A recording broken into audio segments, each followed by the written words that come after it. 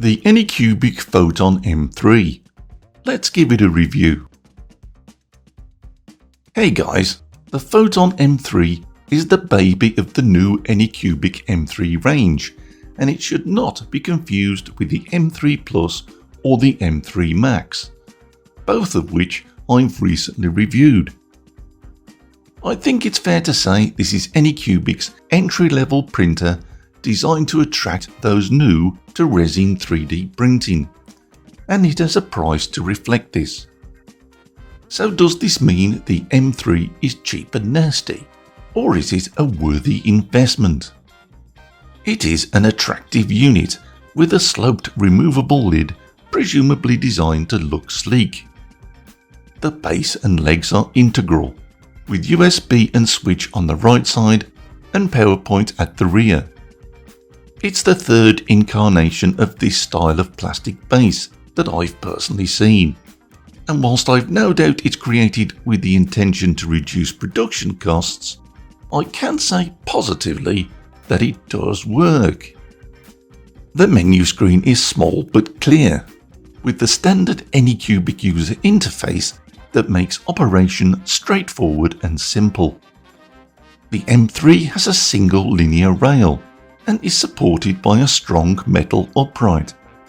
The Z-arm is a simple affair that we've seen now on the Ultra and the Mono 4K, so it's proven to work.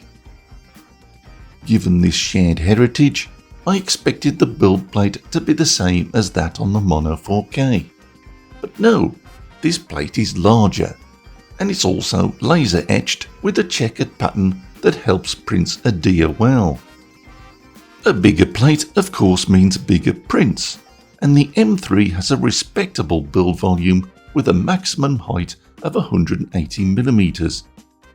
The resin tray is solid metal with built-in pouring spout and small feet that help it lock positively into position. Below this sits the heart of this printer, what Anycubic are calling a 4K Plus screen, which presumably means it's a bit better than a 4K, but not good enough to call a 5K. Anycubic advertising wishes us to believe that a 4K Plus is superior to a 4K. What I can say is that the XY resolution is 40 microns, which is a smidgen less than that of the rival Elegoo Mars 3 Ultra.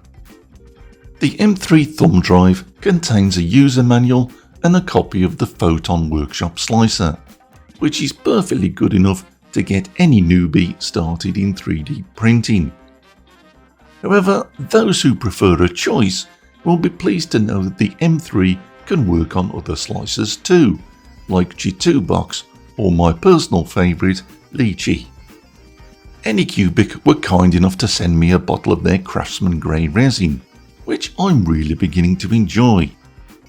These are the settings that I've used, which have produced all of the prints you'll see in this video. A sensible thing to do with any new printer or resin is to dial in the settings with an appropriate exposure test print, which normally only takes a few minutes to run, and you've certainly seen me do this before. Unfortunately, this does highlight the only negative issue I've found with this printer. If your print is a quick one, and most exposure test prints are, the resin won't have the opportunity to naturally drain off the top of the sloped plate. So whilst the sleek front on the removable lid looks great, the inside of the lid is much closer to the plate in its finished printing position. So that means resin can run down the inside of the lid. Longer, or rather taller prints, of course, won't have this issue, as the plate will have the chance to drain. Now, I did write to Anycubic about this issue, and in fairness, they've already produced a firmware fix to resolve this. I haven't had the opportunity to install it yet, but my guess is that the plate will end in a lower position to allow natural draining and avoid splashing. So, problem solved. I began my test prints with the Amerilabs Town test print, and I was very impressed with the result. It was very crisp and clean, until I got dust on it. The open source ring test demonstrates well to jewellery enthusiasts that the M3 is capable of pleasing them too. I turned to ARCHVILLAIN games for a couple of fun minis, again with very satisfying results.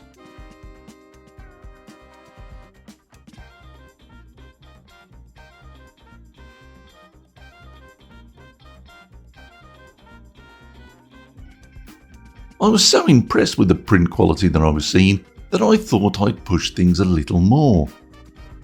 Look at this amazing artwork. Incredible, isn't it? Now, I've fancied printing a building for a while, and this artist kindly granted me access to a few of his marvellous designs, which, let's be honest here, are typically intended for a much larger scale.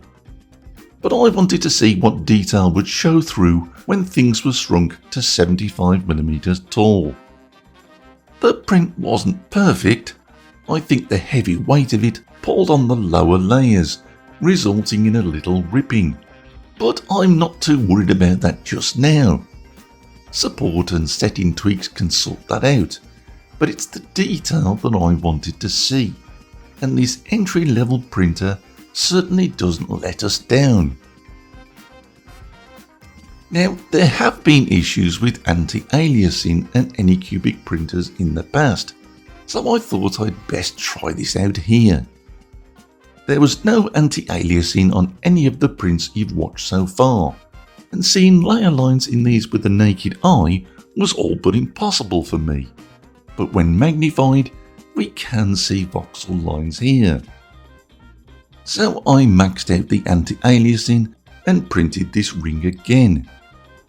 Massively magnified as this is, it's fair to say that we can still see lines, but it's also fair to say that these are softer, so it appears that the anti-aliasing is working.